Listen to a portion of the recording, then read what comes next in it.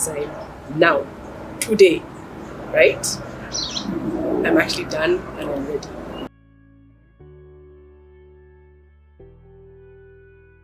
What do you do when your boss in an organization that you're working in asks you not to leave? They even go a step further and ask you to create your own JD so that you stay, but you still jump. Isn't that crazy? Welcome to the story of Mwihaki, who despite all that was pushed by the search for significance, meaning, and the love for her country. Here is her story. The time that I decided to leave employment, if you had asked if that would ever be me, let alone even 10 years before, even 2 years before, I'd have said, me, the way I'm such a good employee, by the way, I'm the best employee. I do 150% for my employer. I'm happy. I'm working in my dream organization. I've ticked all the boxes, right, that I really, really wanted to tick. So I was not looking for change. But what happened is that there was something growing, I think, within me, and it was a seed of dissatisfaction, if I can call that. Or discontent. Discontent, yeah. That thing of, I'm doing everything that I ever wanted to do, but it's not enough. And I would even feel some guilt at even the thought that, hello, people are looking for jobs. People are looking for the job that you're in. How dare you want more? Like, who are you to actually want something different? But in retrospect, I think that I was in a season of my life where what I needed to do with what I was doing was done. And what I needed to do for the next stage of my life, all the tools and experiences and networks and everything that I needed had been collected. I just didn't know that I was in the business of collecting them. So it's only now when I was ready to move on and alive to the fact that there could be a different version of Mwihaki is when I realized that it was time for change. And as I like to think about it, I don't look at my career or my professional life in terms of a ladder anymore. I look at it in terms of seasons. Remember, I was in the US on a work trip. I think that there were many, but let me talk about this one. I was in the US on a work trip and I went to have lunch with a friend of mine. And we were both children of the development sector. We were both women who had worked in public health. We were about the same age. And I laughed. I used to call it our annual lunch because we work on different continents, so we normally see each other once every year. And I'm sitting with Donna, and she has this glow, like literally this glow on her face. And I'm like, hi, my sister. What is this about? And she had left employment about 6 months prior. And she was like, girl, this smile, yeah, I can't explain it. So I think that was the first sort of awakening of, hi, yeah, I mean that there's a life after this sphere of our lives, right? Because like I said, we were very similar in terms of professional trajectories. And so that was, I think, the first sort of ahas, like there could be another version of me that I haven't thought about. Up until then, the next step was also my boss's job, right? So that's how growth happens. Except I didn't want my boss's job. I was like, no. This, I don't know what I want, but this is not what I want. And so I remember after that conversation having a bit of, now the mind is in a whirlwind, yeah. And honestly speaking, I wasn't having a good year at work. In fact, I used to call it my year of yuck. It was not a nice year. And it was, for a lot of reasons, it just put me in a place of dissatisfaction. And the funny thing is that I have a practice that I've done for several years. And the practice is that at the beginning of each year, because I'm not good at 5-year plans and 10-year plans and goals and those sort of things, but my practice is that I choose a word for the year. And that is, I come to it through introspection, prayer. And my prayer is always that it's a God word and not a good word. And my word for that year was growth. I found myself in a position where I was like, actually, I want to resign now, today, right? I'm actually done and I'm ready. And I had a 3-month notice period. And so I remember calling up my VP in New York and telling him, by the way, yes. So he's like, what? Of course, where are you going? I'm like, I'm not going anywhere. So he's like, then why? I said, no, a lot of things, the travel, the work, I just need to do something different. Like, oh, we can change those things. And then I said, oh, and I want to write. Which for me was the most flamboyant thing that you could say, right? And then he comes back at me and he says, then why don't you write for us? I'm like, huh? What do you mean? So he says, okay, if you're really, really sure about your resignation, it's fine. Accept it, but let's continue talking about this. So what happened? So that was in February. I was meant to leave in May. April comes back to me and says, just craft your dream JD. I'm like, what? He's like, yeah, we're not ready to let you go. And we know that you can still be valuable to the organization. If you want to write, why don't you write about your experiences as a program officer in philanthropy? So I'm like, I could write that, right? And so we crafted out something where I would work with them for the next 6 months on full pay, working from home 2 days a week, working from the office 3 days a week.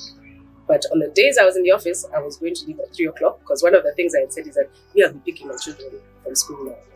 Remember your bus, it's over. So that happened. And I worked for about 4 months. So they even got me an editor to work with. I was interviewing people, and it was a wonderful parting gift, both for me and I think for the institution. And I worked on this writing project. And then 4 months in, I said, okay, as I'm preparing myself to jump off and leave, can I knock back from 100% of my time to 60%? And they were like, okay, fine. But can you stay longer then? I'm like, hey, Germany, what's happening there? So now that I was finally enjoying my salary for myself, I was like, actually, it's not a bad idea. I can, and I'm not in a hurry, right? And so what happened with the other 40% of my time, I was approached by an organization that I knew in the philanthropy sector, and they said, we're looking for a writer. Again, the universe just conspired. Me, I think that when you tell God what you want, He manages to just place things, in your path. Like they say, Matthew 7:7, ask and you shall receive. Knock and the door will be answered. So what happened was they said, we're looking for a writer, people in the room, but we need somebody who understands the sector, but is also a good writer. Do you know anyone? And I was like, well, funny you should ask. And so we talked about the project. And I said, I have 40% of my time available, so I can actually start working on it. And so now I was doing 2 jobs, right? I was starting my consulting work and I was still working for my employer. And one of the things that I came to understand is that growth does not happen in comfort. You ever see a plant trying to, sort of move its way out of the soil? It's a lot of work, right? And that's what was happening. I would have not looked for the next new thing if I was comfortable at work. So the year of Yak did its work, right? It made me realize that this is actually how it happens. And then another thing that happened was I was sharing all these things that were swirling around in my mind with a friend of mine. And he asked me, have you thought about a lateral move?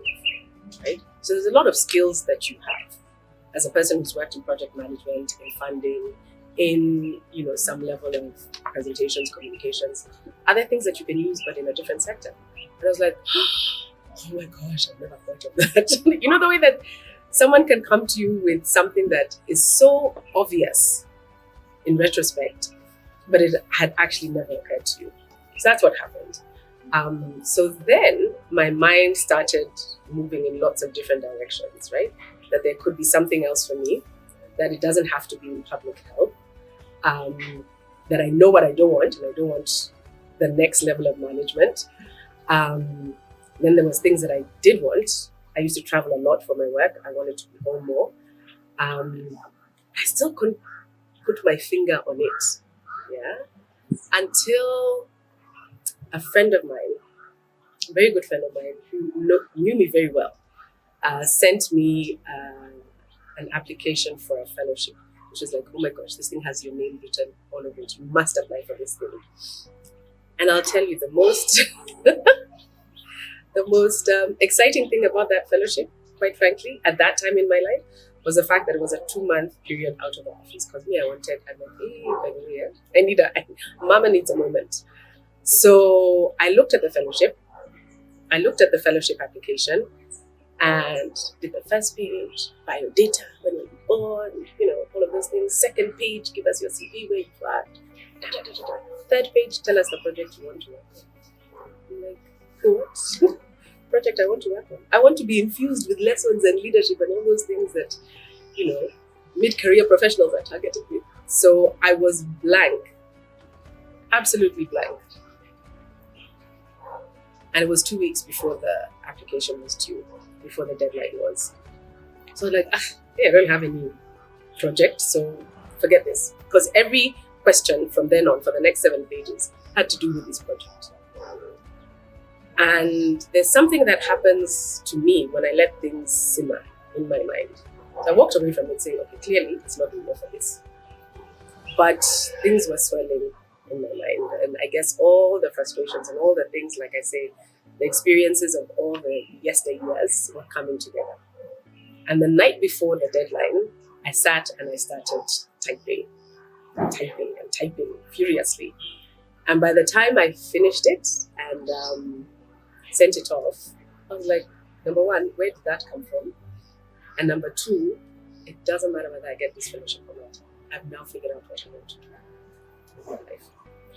Because the application asked a question that I hadn't asked myself in a very long time. It was a fully funded fellowship.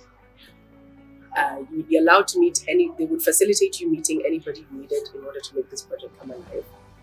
And the project did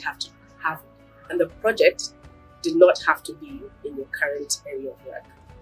So the question it asked me was, given the time, the resources, and the networks, what would you do with your time if you had all the time in the world for at least 2 months? And I hadn't thought about that in a very long time. Like, if you just told me blank check, what would I do with my time? And it turned out that it had nothing to do with my past life. Back to the application. The application was to figure out a way to research, curate, collect, and distribute stories about Kenya. True stories about people and their experiences and the things that really make up the fabric of who we are as a country. I'm a big believer in the power of media. That's why when you pass 4 KFC billboards, for sure, the next KFC you enter, media is suggestive, and media essentially lays the essence of what we begin to believe. Whether it's true or not is immaterial. And we were at a time in Kenya where, even today, maybe this year is not a good year for this example, but like our national obsession is politics. And it seems that we're in a rut of always looking at the negative, what's wrong, what's broken, what's not working, who's doing what.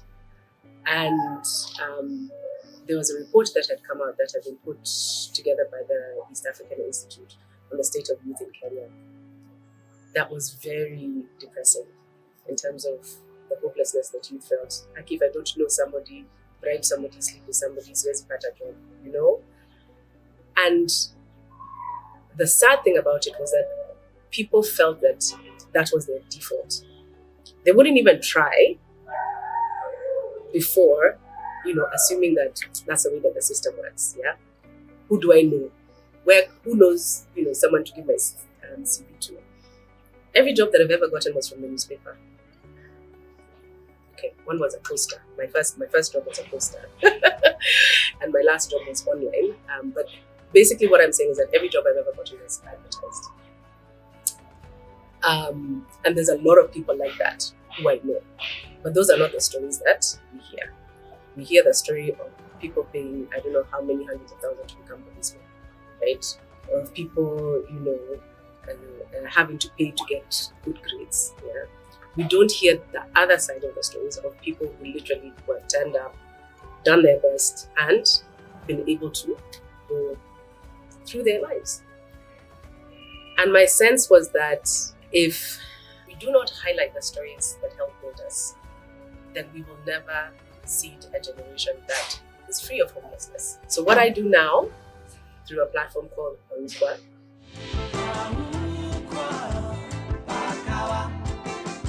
is share positive stories about the Kenya we have and that has been sacrificed for in the past, in the hope that we can actually build the Kenya that we want and shine more of a spotlight as opposed to a small microscope on the things that are working in this country.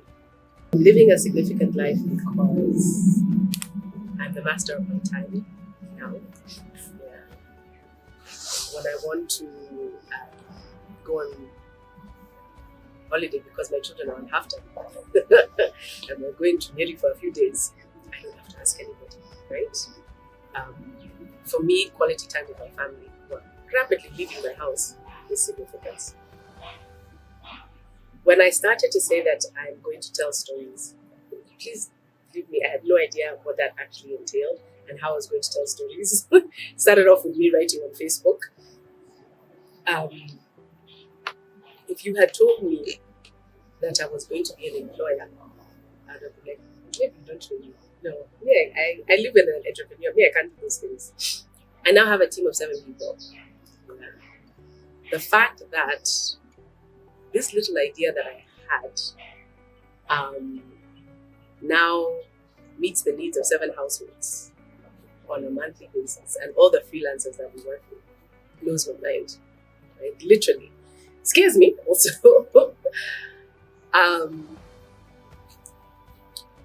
When I meet people who read our work, consume our work, let me tell you, there's no greater joy. When I'm like, oh, I'm Mwihaki, I work with this platform called Pauka. They're like, oh my gosh, Pauka, they're the ones with the stories. Yeah. And then they tell me which story they've come across, what story collection they love. I'm humming, literally. Because I'm like, yes, the stories are actually getting out there. And people feel that this is meaningful. So for me, significance, I think, is on those 3 planes. The fact that in my family, I'm showing up. In the economic workspace of Kenya, I'm contributing to my country in terms of that. And in terms of the social fabric, which is so meaningful to me, and which I really, really cry about in terms of what we need to do to be better versions of ourselves, I feel like I'm contributing to that. When you start a journey, and this is from something that I watched several years ago, when you're driving in a car and it's at night, you can only see as far as the headlights will show you.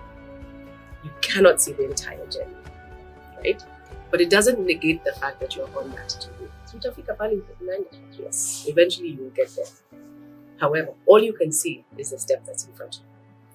So I told myself, I'm going to stop thinking about what is the plan for Pauka? Where do you want to reach by the end of this year? What do you want to do in the next 6 months? What am I doing this week?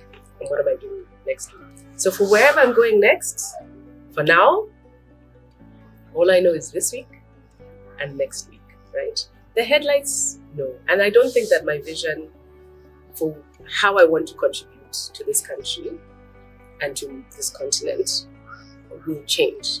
What may change is the vehicle. So I might move from the tuk-tuk to the saloon car, to the motorbike, to the lorry. But I think that the road is the same. And wherever my talents and my gifts and my energy can be put to use, I would be happy to do that.